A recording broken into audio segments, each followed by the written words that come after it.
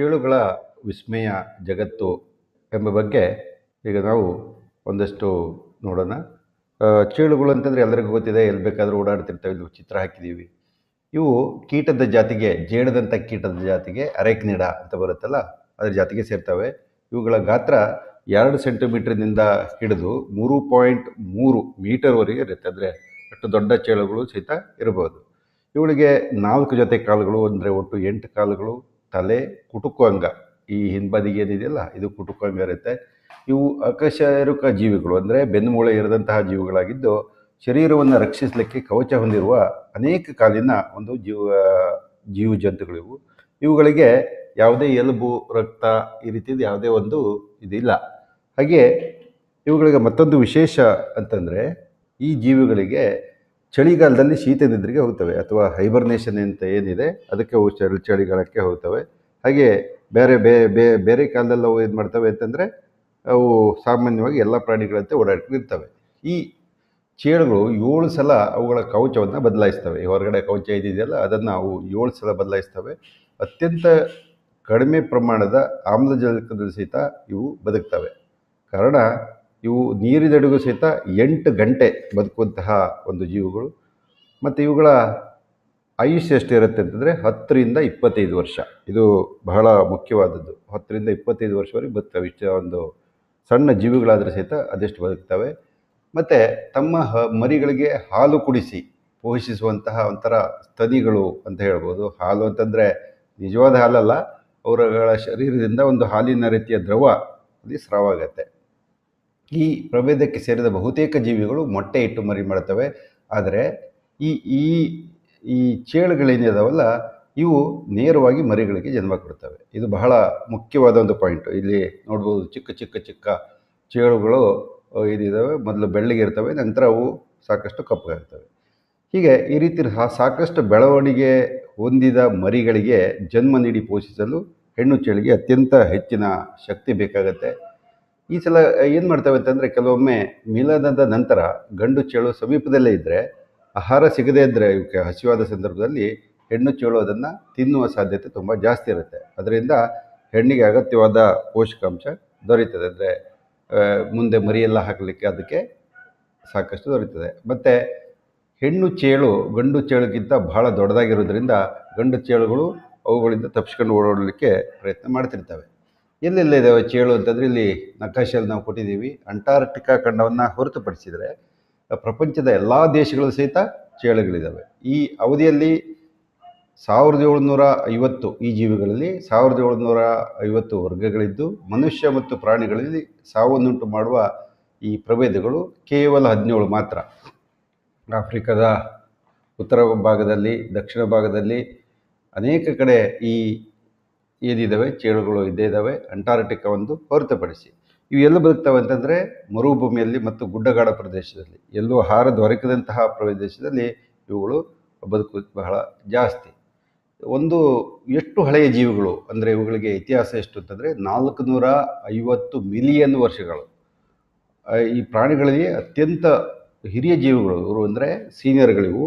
ಇವು ಡೈನಾಸಾರ್ಗಿಂತ 200 ಮಿಲಿಯನ್ ವರ್ಷದ ಹಿಂದೆಯೇ ಇದ್ದವು ಅಂತೇಳಿ ಪಳೆಯುಳಿಕೆ ಸಾಕ್ಷ್ಯಗಳು ದೊರೀತವೆ. ಡೈನೋಸಾರ್ಗಳೆಲ್ಲ ಸುಮಾರು 250 ಮಿಲಿಯನ್ ವರ್ಷಗಳಿಂದ ಇದ್ದವು. ಮನುಷ್ಯದಕ್ಕಿಂತ 2100 ಪಟ್ಟು ಪುರಾತನ ಜೀವಿಗಳು. ಮನುಷ್ಯನಿಗೆ ಕೇವಲ 1.5 ಲಕ್ಷ ವರ್ಷ ಮಾತ್ರ ಇತಿಹಾಸ ಇದೆ, ಆದರೆ ಇವುಗಳಿಗೆ 450 ಮಿಲಿಯನ್ ವರ್ಷಗಳಿಂದ ಇವು ಪ್ರಪಂಚದಲ್ಲಿ ಇದ್ದಾವೆ.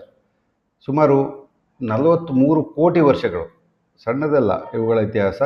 ಈ ಚೇಳಿನ ಪಳೆಯುಳಿಕೆ ಎಲ್ಲ ಕಡೆ ಸಿಗ್ತಾ ಇದೆ. ಈ ಚೇಳು ನೀರಿನಲ್ಲಿ ವಾಸಿಸ್ತಾ ಇದ್ದು, ಇದಕ್ಕೆ ಕಾಲುಗಳು ಸಹಿತ ಇರ್ತವೆ. ನೆಲದ ಮೇಲೆ ಇದು ಓಡಾಡಿದ ಮೊದಲ ಉಭಯವಾಸಿ ಜೀವಿಗಳಲ್ಲಿ ಇದು ಸಹ ಒಂದು ವಿಜ್ಞಾನಿಗಳು ಆಯೋಜಿಸಿದ್ದಾರೆ. ನಮ್ಮ ಪ್ರಪಂಚದಲ್ಲಿ ಒಂದು ಕಾಲದಲ್ಲಿ 200 ಮಿಲಿಯನ್ ವರ್ಷಗಳ ಹಿಂದೆ ಡೈನೋಸಾರ್ಗಳು ಇಡೀ ಪ್ರಪಂಚವನ್ನು ಆಳ್ತಾ ಇದ್ವು.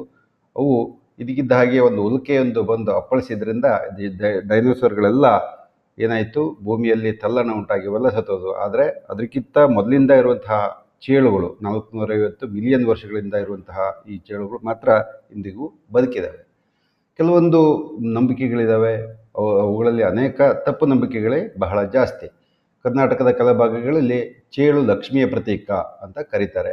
ಹಾಗಾಗಿ ಇವು ಮನೆಗೆ ಬಂದರೆ ಇದಕ್ಕೆ ಮೊದಲು ಅರಿಶಿಣ ಕುಂಕುಮಗಳನ್ನು ಹಾಕಿ ನಂತರ ಅದನ್ನು ಅಕ್ಕಿ ಒನೆಯುವ ಮರಗಳಲ್ಲಿ ಅಥವಾ ಮೊರ ಅಂತ ಹೇಳ್ತೀವಿ ಅದನ್ನು ಹಿಡಿದು ಹೊರಗೆ ಬಿಟ್ಟು ಬರೋದು ವಾಡಿಕೆ. ಅಂದರೆ ಈ ಜೀವಿಗಳನ್ನು ಸಾಯಿಸಬಾರದು ಎಂಬ ಒಂದು ನಂಬಿಕೆ ಇರ್ಬೋದು. ವೃಶ್ಚಿಕ ರಾಶಿ ಏನಿದೆ ಚೇಳನ್ನು ಪ್ರತಿನಿಧಿಸ್ತದೆ. ವೃಶ್ಚಿಕ ಅಂತಂದರೆ ಸಂಸ್ಕೃತದಲ್ಲಿ ಚೇಳು. ಮತ್ತೊಂದು ಏನೇನು ಇವು ಹೊಂದಿದ್ದಾವೆ ಅಂತಂದರೆ ಇವು ದವಡೆಗಳನ್ನು ಹೊಂದಿಲ್ಲ, ಆದರೆ ಕವಲೊಡೆದಂತಹ ಕಾಲುಗಳು ಬೇಟೆಯನ್ನು ಹಿಡಿಲಿಕ್ಕೆ ಸಹಕರಿಸ್ತವೆ. ಇಲ್ಲಿ ನೋಡ್ಬೋದು ನೀವು 2 ಬಲಿಷ್ಠವಾದಂತಹ ಕಾಲುಗಳಿರ್ತವೆ. ಇವುಗಳ ಮೈಮೇಲೆ ಎಲ್ಲ ರೋಮದಂತಹ ಚೂಪಾದ ಕೂದಲುಗಳಿದ್ದಾವೆ. ಉದ್ದನೆಯ ಹೃದಯ, ಶ್ವಾಸಕೋಶ, ಸುಮಾರಾಗಿ ಬೆಳೆದಂತಹ ನರವ್ಯೂಹ ಇತ್ಯಾದಿಯವು ಹೊಂದಿದ್ದಾವೆ. ಚೇಳುಗಳಿಗೆ 5 ರಿಂದ 10 ಕಣ್ಣಿರುತ್ತೆ. ಇವಕ್ಕೆ ತಲೆಯ ಭಾಗದಲ್ಲಿದ್ದರೆ ಸಹಿತ ಇವು ಜಗತ್ತನ್ನು ಅಷ್ಟು ಸರಿಯಾಗಿ ನೋಡಲಿಕ್ಕೆ ಅವುಗಳಿಗೆ ಬರಲ್ಲ. ಹಾಗಿದ್ರೆ ಇವುಗಳ ಆಹಾರ ಏನು ಅಂತಂದರೆ ಸಣ್ಣ ಸಣ್ಣ ಕೀಟಗಳಿರ್ಬೋದು, ಮತ್ತೊಂದು ಜೇಡ ಇರ್ಬೋದು, ಜಿರಳೆಗಳು. ಇತ್ತೀಚೆಗೆ ಜಿರಳೆಗಳು ಬಹಳ ಪ್ರಸಿದ್ಧಿಯನ್ನು ಹೊಂದಿದ್ದಾವೆ. ಮತ್ತು ಸಣ್ಣ ಸಣ್ಣ ಇಲಿಗಳು, ಚಿಕ್ಕ ಸಣ್ಣ ಇಲಿಗಳು ಅವುಗಳಿಗೆ ಇಷ್ಟವಾದಂತಹ ಖಾದ್ಯ ಎರೆಹುಳ. ಅನೇಕ ಜೇಳುಗಳು ಸ್ವಜಾತಿಯ ಭಕ್ಷಕಗಳು, ಅಂದರೆ ತಮ್ಮದೇ ಜಾತಿಯ ಚೇಳುಗಳನ್ನು ಅವು ಭಕ್ಷಣೆಯನ್ನು ಮಾಡ್ತವೆ. ಸಣ್ಣ ಸಣ್ಣ ಚೇಳುಗಳನ್ನು ಅವು ತಿಂತವೆ. ಆ ಕಾರಣದಿಂದ ಇವು ಸ್ವಜಾತಿ ಭಕ್ಷಕಗಳು. ಇವು ಯಾವುದೇ ಜೀವಿಯ ಮೇಲೆ ಆಕ್ರಮಣ ಮಾಡೋದಿಲ್ಲ, ಸ್ವತಃ ಹೋಗಿ ಅವು ಆಕ್ರಮಣ ಮಾಡೋದಿಲ್ಲ ಮತ್ತು ಕುಟುಕುವುದಿಲ್ಲ. ಅವುಗಳಿಗೆ ಭಯದ ವಾತಾವರಣ ನಿರ್ಮಾಣ ಆದರೆ ಮಾತ್ರ ಆತ್ಮರಕ್ಷಣೆಗೋಸ್ಕರ ಮಾತ್ರ ಕುಟುಕ್ತವೆ, ಬಿಟ್ಟರೆ ಬೇರೆ ಸಂದರ್ಭದಲ್ಲಿ ಅವು ಕವೆಯಂಥ ಕಾಲುಗಳಿಂದ ಏನು ಮಾಡ್ತವೆ ಅಂತಂದರೆ ಸಣ್ಣ ಪುಟ್ಟ ಜೀವಿಗಳನ್ನು ಬಡಿದು ಸಾಯಿಸಿ ಅವನ್ನು ತಿಂದುಬಿಡ್ತವೆ. ಜೀರ್ಣಕ್ರಿಯೆ ಹೇಗೆ ಅಂತಂದರೆ ಈ ಚೇಳುಗಳೇನಿದ್ದಾವೆ ನುಂಗಿದ ಕೀಟಗಳನ್ನು ಅವುಗಳ ಕೊಳವೆ ಹೊಟ್ಟೆಯಲ್ಲಿ ಒಂಥರ ಕೊಳವೆ ರೀತಿ ಇದೆ, ಜೀರ್ಣ ದ್ರವದಲ್ಲಿ ಅದನ್ನು ಸಂಪೂರ್ಣವಾಗಿ ಕರಗಿಸಿಬಿಡ್ತವೆ.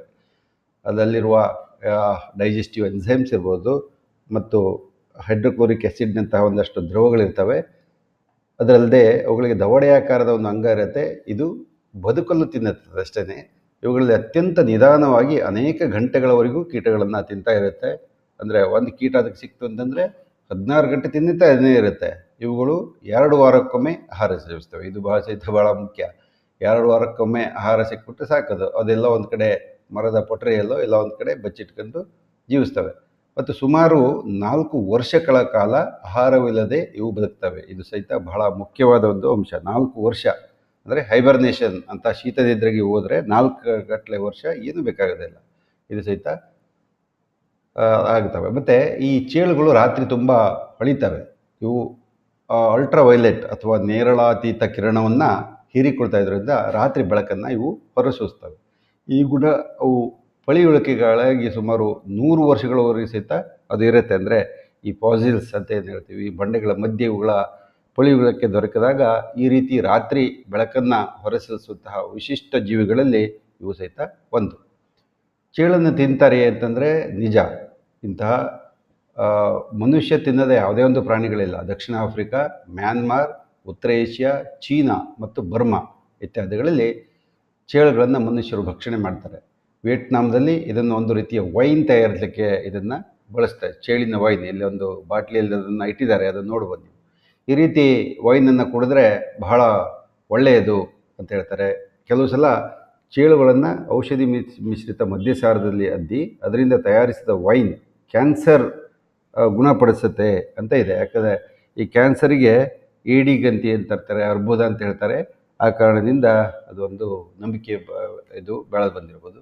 ಈ ಚೇಳಿನ ಸಂತಾನೋತ್ಪತ್ತಿ ಹೇಗಿದೆ ಅಂತಂದರೆ, ಈಗಾಗಲೇ ನಾನು ಹೇಳಿದ ಹಾಗೆ ತತ್ತಿ ಇಡುವ ಪ್ರಾಣಿಯಲ್ಲ ಅಥವಾ ತತ್ತಿ ಇಡುವಂತಹ ಒಂದು ಕೀಟ ಅಲ್ಲ. ಇವು ಮರಿ ಹಾಕುವಂತಹ ಒಂದು ಜೀವಿಗಳು. ಇವುಗಳ ಗರ್ಭಧಾರಣಾವಧಿ 2 ರಿಂದ 18 ತಿಂಗಳು. ನೋಡಿ, ಅದು ಮರಿಯನ್ನು ಇಷ್ಟಪಟ್ಟಾಗ ಹಾಕತ್ತೆ. ಆ ಕಾರಣದಿಂದ ಯಾವಾಗ ಒಳ್ಳೆಯ ಸಂದರ್ಭ ಇದ್ದಾಗ, ಒಳ್ಳೆಯ ಆಹಾರ ಸಿಕ್ಕಿದಾಗ ಮಾತ್ರ ಅದು ಮರಿಯನ್ನು ಹಾಕತ್ತೆ. ಗಂಡು ಮತ್ತು ಹೆಣ್ಣು ಚೇಳುಗಳು ಮಿಲನದ ಸಮಯದಲ್ಲಿ ಒಂಥರ ವಿಶಿಷ್ಟವಾದ ಒಂದು ನರ್ತನವನ್ನು ಅವು ಮಾಡ್ತವೆ. ಮನುಷ್ಯರು ಕೈ ಹಿಡಿದುಕೊಂಡು ನರ್ತಿಸಿದಂತೆ ಇವು ವೃತ್ತಾಕಾರದಲ್ಲಿ ತಿರುಗುತ್ತಾ ಇವು ನರ್ತಿಸ್ತವೆ. ಇಲ್ಲಿ ಒಂದು ನರ್ತನದ ಚಿತ್ರವನ್ನು ಹಾಕಿದ್ದೀವಿ. ಈ ನರ್ತನದ ಕೆಲವು ನಿಮಿಷದಿಂದ ಅವುಗಳ ಈ ನರ್ತನ ಏನಿದೆ ಸುಮಾರು ಗಂಟೆಗಳ ಕಾಲ ನಡೆಯುತ್ತೆ. ಮಿಲನ ಕ್ರಿಯೆ ಆದ ಕೂಡಲೇ ಗಂಡು ಚೇಳಿದೆ ಯಾವುದೇ ಒಂದು ತಿನ್ನಲಿಕ್ಕೆ ಅವಕಾಶ ಇಲ್ಲದಾಗೆ ಓಡೋಗ್ಬಿಡುತ್ತೆ. ಇಲ್ಲದೆ ಹೋದರೆ ನರ್ತನ ಮಾಡಿ ಸುಸ್ತಾಗಿರುವಂತಹ ಹೆಣ್ಣು ಚೇಳು ಗಂಡನ್ನು ಭಕ್ಷಿಸಿ ಬಿಡುತ್ತೆ. ಅದರಿಂದ ಇದಕ್ಕೆ ಕೆಲವು ಏನು ಹೇಳ್ತಾರೆ ಅಂತಂದರೆ ವಿಧವೆಯ ಪಟ್ಟ ಸ್ವಯಂ ಆಗಿ ದೊರೆಯುತ್ತೆ. ಒಮ್ಮೆ ಒಂದು ಚೇಳು 10ರಿಂದ 15 ಮರಿಯನ್ನು ಹಾಕತ್ತೆ. ನೋಡಿ, ಇದು ಎಷ್ಟೊಂದು ಆಶ್ಚರ್ಯ ಅಲ್ವಾ. ಇದು ಮರಿಯನ್ನು ಹಾಕುವಂತಹ ಸ್ತನಿ ಜೀವಿ ಅಂತ ಹೇಳ್ತಾರೆ. ಆದರೆ ಆ ರೀತಿ ಏನೂ ಇಲ್ಲ. ಎಳೆ ಮರಿಗಳನ್ನು ನೋಡಿ ತನ್ನ ಬೆನ್ನ ಮೇಲೆ ಕೂರಿಸಿಕೊಂಡು ಇದು ಸವಾರಿ ಮಾಡ್ತವೆ. ಚಿಕ್ಕ ಮರಿಗಳಿಗೆ ಅಪಾಯ ಇರುತ್ತೆ ಅಂತ ಅವುಗಳಿಗೆ ಗೊತ್ತಿರುತ್ತೆ. ಎಳ ಮರಿಗಳಿಗೆ ಹೊರಗಿನ ಕವಚ ಬೆಳೆದು ಅವು ಸ್ವತಂತ್ರವಾಗಿ ತಮ್ಮ ಕಾಲ ಮೇಲೆ ತಾವು ನಿಂತು ಆಹಾರವನ್ನು ಹುಡುಕಿಕೊಳ್ಳಲು 2-3 ತಿಂಗಳು ಬೇಕು. ಅಲ್ಲಿವರೆಗೆ ಇವು ಮರಿಗಳನ್ನು ತಾಯಿಯ ಬೆನ್ನ ಮೇಲೆಯೇ ಸವಾರಿ ಮಾಡಿಸ್ತವೆ. ಕೆಲವೊಮ್ಮೆ ಅವು 2 ವರ್ಷಗಳವರೆಗೂ ಸಹ ತಾಯಿಯ ಮೇಲೆ ಸವಾರಿ ಮಾಡೋದಿದೆ. ಅಂದರೆ ಅವು ಸರಿಯಾಗಿ ಆಹಾರ ದೊರಕದೇ ಇದ್ದಾಗ ಅದು ಮಾಡ್ತವೆ. ಒಮ್ಮೊಮ್ಮೆ ತೀವ್ರ ಹಸಿವಾದಾಗ ತಾಯಿ ಚೇಳು ಮರಿಗಳನ್ನೇ ತಿಂದುಬಿಡುತ್ತೆ. ಇದು ಸ್ವಜಾತಿ ಭಕ್ಷಣೆ ಅಥವಾ ಕ್ಯಾನಿಬಲಿಸಮ್ ಅಂತ ಕರೀತಾರೆ. ಇದಕ್ಕೆ ತದ್ವಿರುದ್ಧ ಮತ್ತು ಕೆಲವೊಂದು ಕರುಣಾಮಯಿ ತಾಯಿ ಚೇಳುಗಳು ಹುಟ್ಟಿದ ಮರಿಗಳಿಗೆ ತಮ್ಮನ್ನು ತಾವು ತಿನ್ನಲು ಬಿಟ್ಟು ತ್ಯಾಗಮಯಿಯಾಗಿ ಹುತಾತ್ಮರಾಗುವುದು ಇದೆ.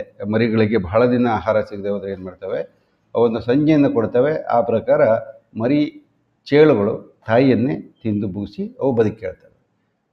ವಿಷ, ಇದು ಅತ್ಯಂತ ವಿಷಕಾರಿ ಚೇಳುಗಳಿದ್ದಾವೆ ಮತ್ತು ಇದರ ಕಡಿತ ಏನಿದೆ ಬಹಳ ನೋವನ್ನು ಕೊಡುತ್ತೆ. ಆದರೆ ಇದರ ಚೇಳು ಕಡಿತ ಎಷ್ಟಿರುತ್ತೆ ಅಂತಂದರೆ ಪ್ರಪಂಚದಲ್ಲಿ 1,25,000 ಚೇಳು ಕಡಿತಗಳಾಗುತ್ತಿದ್ದು ಸಾವಿನ ಪ್ರಮಾಣ ಸುಮಾರು ಒಂದು 3,250 ಅಂತ ಹೇಳ್ತಾರೆ. ಅಂದರೆ ಒಂದು 10%ಗಿಂತ ಕಡಿಮೆ. ಚೇಳುಗಳು ಅವುಗಳ ಉದ್ದವಾದ ಬಾಲದಿಂದ ಹಿಂಬದಿ ಏನಿದೆ ಕುಟುಕುವ ಅಂಗ ಏನಿದೆ ಅದರಿಂದ ಕುಟುಕ್ತವೆ. ಈ ಬಾಲದ ತುದಿಯಲ್ಲಿ ವಿಷದ ಗ್ರಂಥಿಗಳಿದ್ದು ಅವು ವಿಷಪ್ರಾಶನ ಅದರಿಂದ ಆಗತ್ತೆ. ಮತ್ತು ಇವು ಗಾಬರಿಯಿಂದ ಕಚ್ಚುತ್ತವೆಯೇ ವಿನಃ ಉದ್ದೇಶಪೂರ್ವಕವಾಗಿ ಯಾವುದೇ ಕಾರಣಕ್ಕೆ ಸಹಿತ ಇವು ಕಚ್ಚಲ್ಲ. ಅದು ಬಹಳ ಮುಖ್ಯ. ಕುಟುಕುವಿಕೆಯ ಪರಿಣಾಮ ಏನಂತಂದರೆ ಬಹಳ ನೋವಿರುತ್ತೆ. ಅಂದರೆ ಈ ಪ್ರಪಂಚದಲ್ಲಿ ಅನೇಕ ರೀತಿಯಂತಹ ಈ ವಿಷಕಾರಿ ಕೀಟಗಳಂತಹ ಪ್ರಾಣಿಗಳಲ್ಲಿ ಚೇಳು ಸಹಿತವೆಂಬು. ಅವುಗಳಲ್ಲಿ ಸುಮಾರು 1,500 ವಿಧದ ಚೇಳುಗಳಿರ್ತವೆ. ಆದರೆ ಕೇವಲ 25 ವಿಧಗಳು ಮಾತ್ರ ವಿಷಕಾರಿ. ಮನುಷ್ಯ ಮತ್ತು ಪ್ರಾಣಿಗಳಲ್ಲಿ ಸಾವನ್ನುಂಟು ಮಾಡೋದು ಕೇವಲ 17 ಪ್ರಭೇದಗಳು. ಅಂಟಾರ್ಟಿಕಾ ಖಂಡವನ್ನು ಹೊರತುಪಡಿಸಿ ಎಲ್ಲ ಕಡೆ ಸಹಿತ ಈ ವಿಷಕಾರಿ ಚೇಳುಗಳು ಇದ್ದಾವೆ. ಹಾಗಿದ್ರೆ ಚೇಳಿನ ವಿಷಯದಲ್ಲಿ ಏನೇನಿದೆ ಅಂತಂದರೆ ಇದರಲ್ಲಿ ಕಂದು ಬಣ್ಣದ ಚೇಳುಗಳು, ಕಪ್ಪು ಬಣ್ಣದ ಚೇಳುಗಳು, ಕೆಂಪು ಕಾಲಿನ ಚೇಳುಗಳು, ಹಾರುವ ಮತ್ತು ಓಡುವ ಚೇಳುಗಳು ಇತ್ಯಾದಿ ಅನೇಕ ರೀತಿಯ ವಿಭಿನ್ನ ಬಗೆಯ ಪ್ರಭೇದಗಳಿದ್ದಾವೆ. ಒಟ್ಟಾರೆ ಪ್ರಾಣಿಗಳಲ್ಲಿ ಈ ಕಪ್ಪು ಬಣ್ಣದ ಚೇಳುಗಳು ಮಾತ್ರ ನಾಯಿ ಮತ್ತು ಬೆಕ್ಕುಗಳನ್ನು ಹೆಚ್ಚಾಗಿ ಬಾಧಿಸುತ್ತಿದ್ದು ಇದರ ವೈಜ್ಞಾನಿಕ ಹೆಸರು ಲ್ಯಾಟ್ರೋಡಕ್ಟಸ್ ಮ್ಯಾಕ್ಟನ್ಸ್ ಅಂತ. ಇದರಲ್ಲಿ ಅನೇಕ ರೀತಿಯ ವಿಷ ಇರುತ್ತೆ. ಅಪಾಯಕಾರಿ ವಿಷವಾದ ಆಲ್ಫಾ ಲ್ಯಾಟ್ರೋಟಾಕ್ಸಿನ್ ಎಂಬ ಒಂದು ವಿಷಕಾರಿ ಅಂಶವನ್ನು ಇದು ಅದರ ಚೇಳಿನ ವಿಷಯದಲ್ಲಿ ಅದಿರುತ್ತೆ. ಆ ಕಾರಣದಿಂದ ಇದು ಅತ್ಯಂತ ವಿಷಕಾರಿಯಾಗಿದೆ. ಇದರಲ್ಲಿ ನರವಿಷ ಇರುತ್ತೆ, ಅಂದರೆ ನ್ಯೂರೋಟಾಕ್ಸಿನ್ ಅಂತ. ಕಾರ್ಡಿಯೋಟಾಕ್ಸಿನ್ ಅಂದರೆ ಹೃದಯದ ವಿಷ. ಮೂತ್ರಜನಕಾಂಗಕ್ಕೆ ವಿಷ ಆಗುವಂತಹ ಒಂದಷ್ಟು ಅಂಶಗಳಿದ್ದಾವೆ. ರಕ್ತಕ್ಕೆ ತೊಂದರೆ ಕೊಡುವಂತಹ ಒಂದಷ್ಟು ವಿಷಗಳು ಇದ್ದಾವೆ. ಹಿಸ್ಟಮಿನ್, ಫಾಸ್ಫೋಲೈಪಿಸ್ ಇತ್ಯಾದಿಗಳ ವಿಷಗಳ ಸಮೂಹವೇ ಇದೆ ಇದರಲ್ಲಿ. ಈಗ ಈ ಬಲಭಾಗದ ಚಿತ್ರದಲ್ಲಿ ನೋಡ್ಬೋದು 4 ಹಂತದಲ್ಲಿ ಈ ಚೇಳಿನ ಕಡಿತವನ್ನು ವರ್ಗೀಕರಿಸಲಾಗಿದೆ. ಮೊದಲಿಗೆ ಏನಾಗುತ್ತೆ ಅಂತಂದರೆ ಸ್ವಲ್ಪ ಊತ ಬರುತ್ತೆ ಮತ್ತು ತುಂಬ ನೋವು. ಎಲ್ಲ ಕಡಿತವಾದಂತಹ ಜನಗಳಲ್ಲಿ ತುಂಬ ನೋವಿರುತ್ತೆ. ಎರಡನೇದು ತುಂಬ ಜಾಸ್ತಿ ಈ ಜೊಲ್ಲು ಬರೋದು ಮತ್ತು ತುಂಬ ಬೆವರು ಬರೋದಾಗತ್ತೆ. ಹೃದಯದ ಬಡಿತ ಜಾಸ್ತಿ ಆಗೋದು, ಇದಕ್ಕಿದ್ದಾಗೆ ಒಮ್ಮೆ ಬೇದಿ ಆಗೋದು ಅಥವಾ ವಾಂತಿ ಆಗೋದು. ಇದಾದ 3ನೇ ಹಂತದಲ್ಲಿ ತುಂಬ ರಕ್ತದ ಒತ್ತಡ ಜಾಸ್ತಿ ಆಗುತ್ತೆ, ಹೃದಯದ ಬಡಿತ ಸರಿಯಾಗಿರಲ್ಲ, ಇದಕ್ಕಿದ್ದಾಗೆ ಹಾರ್ಟ್ ಫೇಲ್ ಆಗುವಂಥ ಒಂದು ಚಾನ್ಸಸ್ ಇದೆ. ಮತ್ತು ಶ್ವಾಸಕೋಶದಲ್ಲಿ ತುಂಬ ನೀರು ತುಂಬಿಕೊಂಡು ಪಲ್ಮನರಿ ಎಡಿಮಾ ಆಗ್ಬೋದು. ಕೊನೆಯ ಹಂತ ಅಥವಾ 4ನೇ ಹಂತಕ್ಕೆ ಮೆದುಳು, ಪಿತ್ತಜನಕಾಂಗ, ಮೂತ್ರಜನಕಾಂಗ ಇವೆಲ್ಲ ತೊಂದರೆಗೊಳಪಡ್ತವೆ ಮತ್ತು ಬಹು ಅಂಗವೈಫಲ್ಯದಿಂದ ಪ್ರಾಣಿ ಮರಣವನ್ನು ಹೊಂದುತ್ತದೆ. ಈ ಜೀವಕೋಶಗಳ ಮೇಲೆ ಇರುವಂತಹ ಅನೇಕ ಜೈವಿಕ ಕ್ರಿಯೆಗಳನ್ನು ಈ ಕ್ಯಾಲ್ಸಿಯಂ ಕಣಗಳನ್ನು ಜೊತೆಗೆ ಅಂಟಿಕೊಂಡು ಜೀವಕೋಶದ ಒಳಭಾಗದಲ್ಲಿ ಕ್ಯಾಲ್ಸಿಯಂ ಪ್ರಮಾಣ ಒಳಗಡೆ ಜಾಸ್ತಿ ಆಗುವಂಗೆ ಇದು ಮಾಡುತ್ತದೆ. ಅದರಿಂದ ಸಾಮಾನ್ಯ ಜೀವಕೋಶದ ಪ್ರಕ್ರಿಯೆಗೆ ಧಕ್ಕೆಯನ್ನು ಇದು ಉಂಟು ಮಾಡುತ್ತೆ. ಮತ್ತು ಈ ವಿಷಕಾರಿ ಅಂಶವು ಲ್ಯೂಸಿನ್, ಟೈರೋಸಿನ್, ಹೈಲುರೋನಿಡೇಸ್ ಎಂಬ ಅಂಶಗಳ ಮಿಶ್ರಣವಾಗಿದ್ದು ಸಾಮಾನ್ಯ ಹಾವಿನ ವಿಷಕ್ಕಿಂತ 10ರಿಂದ 15ಕ್ಕಿಂತ ಹೆಚ್ಚು ಪಟ್ಟು ತೀಕ್ಷ್ಣವಾಗಿದೆ. ಆದರೆ ಇವುಗಳ ಕಡಿತದಲ್ಲಿ ಈ ವಿಷದ ಪ್ರಮಾಣ ದೇಹವನ್ನು ಸೇರೋದು ಕಡಿಮೆ ಆ ಕಾರಣದಿಂದ ಹಾವುಗಳಷ್ಟು ಪ್ರಮಾಣದಲ್ಲಿ ಸಾವು ಸಂಭವಿಸ್ತಾ ಇಲ್ಲ. ಈ ಚೇಳಿನ ವಿಷವನ್ನು ಪ್ರೋಟೀನ್ ಅಂಶ ಮತ್ತು ಪ್ರೋಟೀನ್ ಅಲ್ಲದ ಅಂಶ ಅಂತ ವಿಂಗಡಣೆಯನ್ನು ಮಾಡ್ತಾರೆ. ಪ್ರೋಟೀನ್ ಅಂಶದಲ್ಲಿ ಹೈಲುರೋನಿಡೇಸ್ ಮತ್ತು ಇತ್ಯಾದಿ ಅನೇಕ ಪ್ರೋಟೀಯಸ್ಗಳು ಕಿಣ್ವಗಳಿರ್ತವೆ. ಪೆಪ್ಟೈಡ್ಸ್ ಇದರಲ್ಲೂ ಸಹಿತ ಅನೇಕ ರೀತಿಯ ವಿಷಗಳು ಶರೀರದಲ್ಲಿ ವಿಸರ್ಜನೆ ಆಗ್ತವೆ. ಈ ವಿಷವನ್ನು ಅನೇಕ ಕಾಯಿಲೆಗಳಿಗೆ ಔಷಧಿ ಅಂತ ಹೇಳ್ತಾರೆ. ಇದು ಸೂಕ್ಷ್ಮಾಣುಜೀವಿ ನಾಶಕ ಮತ್ತು ದೇಹದಲ್ಲಿರುವಂತಹ ರೋಗ ನಿರೋಧಕ ಶಕ್ತಿಯನ್ನು ಹೆಚ್ಚಿಸುತ್ತೆ ಇತ್ಯಾದಿ ಅನೇಕ ಅಂಶಗಳನ್ನು ಹೇಳಲಾಗ್ತಾ ಇದೆ. ಆದರೂ ಸಹಿತ ಚೇಳುಗಳು ಕಡಿದ್ರಿಂದ ಜಾಗದಲ್ಲಿ ಅತಿಯಾದ ನೋವು ಕಂಡುಬರುತ್ತೆ. ಇಲ್ಲೊಬ್ಬ ಹೆಂಗಸು ಮಲಗಿರೋದನ್ನು ನೋಡ್ಬೋದು, ಬಾಯಲ್ಲಿ ನೊರೆ ಬರುತ್ತೆ. ಆ ಜಾಗವನ್ನು ಸ್ವಲ್ಪ ಬಲವಾಗಿ ಒತ್ತದಲ್ಲಿ ಗಟ್ಟಿಯಾದ ದ್ರವದಂತೆ ಕಡಿದ ಜಾಗದಲ್ಲಿ ಉರಿಯೂತ ಅಥವಾ ಇನ್ಫ್ಲಮೇಷನ್ ಅಂತ ಕಂಡುಬರುತ್ತೆ. ಅತಿಯಾದ ನೋವಿನಿಂದ ಪ್ರಾಣಿಗಳು ಉದ್ರೇಕಗೊಳ್ಳುತ್ತವೆ. ಪಕ್ಕೆ ಮತ್ತು ಹೊಟ್ಟೆಯ ಮಾಂಸಖಂಡಗಳು ಹಿಡಿದುಕೊಂಡಂತಾಗತ್ತೆ. ಇದು ಅನೇಕ ಸಲ ವಾಂತಿ ಆಗ್ಬೋದು, ರಕ್ತವಾಂತಿ ಸಹಿತ ಆಗ್ಬೋದು. ಮಾಂಸಖಂಡದ ಬಿಗಿತದಿಂದ ನರವ್ಯೂಹದ ಕ್ರಿಯೆಯಲ್ಲಿ ಬದಲಾವಣೆ ಕಂಡುಬರೋದ್ರಿಂದ ವಾಂತಿ ಆಗೋದು, ಹಸಿವಾಗದಿರುವಿಕೆ, ನಿಶ್ಶಕ್ತಿ, ಉಸಿರಾಟದ ತೊಂದರೆಯಿಂದಾಗಿ ಪ್ರಾಣಿಗಳು ಹೆಚ್ಚು ಗಾಬರಿಗೊಳ್ಳುತ್ತವೆ. ಚೇಳಿನ ವಿಷಕಾರಿ ಅಂಶವು ದೇಹದ ರಕ್ತನಾಳಗಳ ಒಳಪದರವನ್ನು ಹಾನಿಗೊಳಿಸಿ ರಕ್ತನಾಳದಲ್ಲಿ ರಕ್ತ ಹೆಪ್ಪುಗಟ್ಟುವಂತೆ ಮಾಡಿ ಜೀವಕೋಶಗಳಿಗೆ ರಕ್ತ ಸರಬರಾಜನ್ನು ಕುಂಠಿತಗೊಳ್ಬಿಡ್ತವೆ. ಆ ಕಾರಣದಿಂದ ಇದು ವಿವಿಧ ಹಂತದಲ್ಲಿ ಈ ಚೇಳಿನ ಕಡಿತದ ಬಾಧೆಯನ್ನು ನಾವು ವರ್ಗೀಕರಣ ಮಾಡ್ಬೋದು. ಅತ್ಯಂತ ಸಾಮಾನ್ಯವಾದ ಒಂದು ಅಥವಾ ಸಣ್ಣ ಪ್ರಮಾಣದಲ್ಲಿ ವಿಷಬಾಧೆ ಆಗ್ಬೋದು, ಮಧ್ಯಮ ಅಥವಾ ಅತ್ಯಂತ ತೀವ್ರತರವಾದಂತಹ ವಿಷಬಾಧೆಯಲ್ಲಿ ಪ್ರಾಣಿಗಳಿಗೆ ತೊಂದರೆ ಆಗ್ಬೋದು. ಹಾಗೆಯೇ ದೇಹದ ಎಲ್ಲ ಜೀವಕೋಶಗಳು ಸಹಿತ ತನ್ನ ಕ್ರಿಯೆಯನ್ನು ನಿರ್ವಹಿಸಲು ಅಸಕ್ತಗೊಂಡು ಇದರಿಂದ ಸಾವನ್ನಪ್ಪುತ್ತವೆ. ಮತ್ತು 2,500 ಏನು ಈ ಚೇಳುಗಳ ಪ್ರಭೇದ ಇದೆ, ಇದರಿಂದ ಮನುಷ್ಯನಿಗೆ ತೊಂದರೆ ಆಗುವಂತಹ ಸಂದರ್ಭ ಇವುಗಳಲ್ಲಿ ಬಹಳ ಜಾಸ್ತಿ. ಚೇಳುಗಳು ಕಡಿದಂಥ ಬಳಿಕ ಕೇವಲ 4ರಿಂದ 6 ಗಂಟೆಗಳಲ್ಲಿ ಪ್ರಾಣಿಗಳು ಮರಣವನ್ನಪ್ಪಿದಂತಹ ಅನೇಕ ಉದಾಹರಣೆಗಳಿದ್ದಾವೆ. ಇವು ಮೆದುಳಿನ ಮೇಲೆ ತೊಂದರೆ ಮಾಡ್ತವೆ.